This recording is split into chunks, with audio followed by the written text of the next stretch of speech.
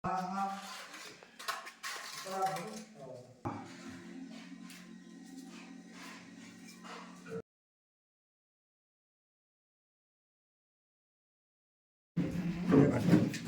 తమ్ముడు ఒక వీడియో పంపించారు మీరు చేసింది ఇట్లాగే. మేము ప్రతిసారి రావడం భోజనానికి ఇబ్బంది పడుతూ వెళ్ళడం ఇక్కడ నుంచి. మనకి ఇక్కడ భోజనాలు అంత అవకాశం ఉందని తెలియదు, అసలు మనకి తెలియదు ఇక్కడ ఇది ఉన్నదన్న విషయం తెలియదు నాకు. ఆ వీడియో ద్వారానే తెలిసింది.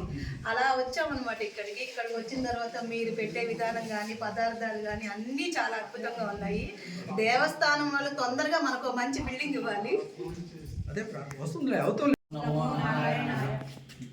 బ్రాహ్మణ భక్తవర్లారా, ఈ పెంచలకోన పుణ్యక్షేత్రంలో శ్రీ గాయత్రి శంకర బ్రాహ్మణ నిత్యానదాన సంక్షేమ సంఘం అనే పేరుతో ఒక సంస్థను స్థాపించి 2018లో అప్పటి నుండి తదాదిగా ఇక్కడ వచ్చినటువంటి బ్రాహ్మణులకు మధ్యాహ్నం పూట భోజనాలు ఏర్పాటు చేస్తున్నాం.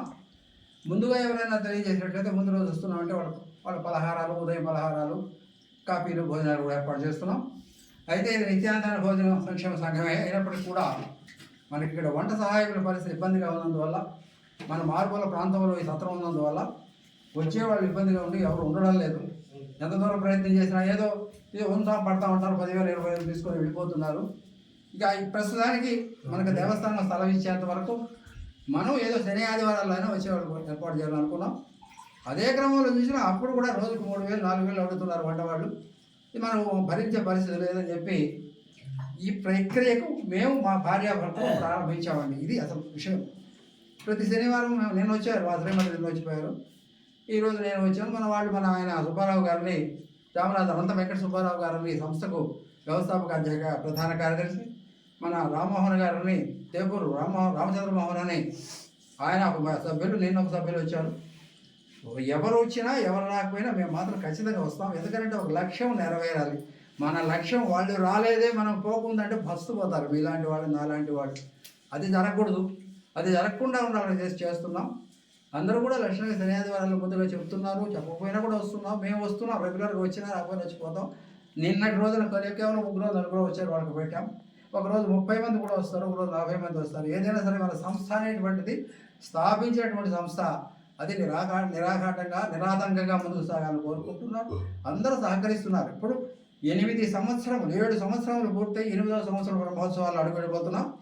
మరి 8 సంవత్సరాలు 7 సంవత్సరాలు పూర్తి మా కార్యవర్గం 16 మంది ఉన్నప్పటికీ కూడా నా మీద ఒక్కరు కూడా ఇప్పటికి కూడా ఒక ఇది పొరపాటు అనేటువంటిది లేకుండా ఉన్నారంటే అంతకన్నా నాకు సంతోషమే కావాలి. నా మీద ఎంత నమ్మకం లేకపోతే 16 మందిలో ఏ ఒక్కరైనా సరే ఏమన్నా ఇట్లా చేస్తున్నటువంటి మాటలు ఇప్పుడు నాకు రాకూడదని నేను కోరుకుంటున్నా. అదే నిన్న ఎవరో ఒక ఆయన ఉదాహరణ చెప్తాను.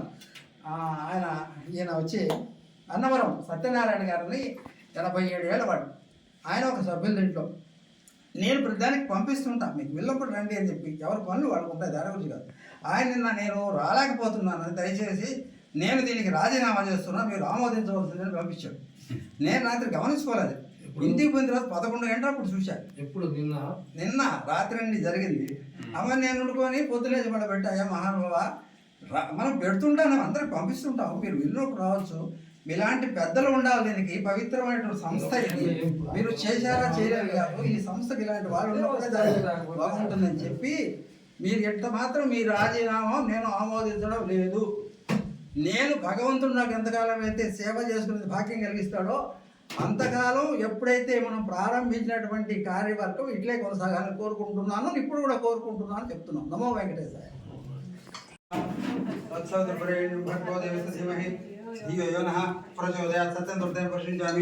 అమృతమస్తు అమృతోపస్తరణోసి ప్రజాపదేనత్వ దేవతా నిర్ణో విశ్వాజాతాన్ ప్రతాపో భువ తత్కామాస్తేజస్తన్నో సువైద్వస్తాం పదవిరణం సర్వత్ర శుభోజ్యమస్తు. నమః పార్వతీపతయే గోవింద సుఖీ భవ సుఖీ భవ సుఖీ భవ. ఓం ప్రాణాయ స్వాహా, ఓం అపానాయ స్వాహా, ఓం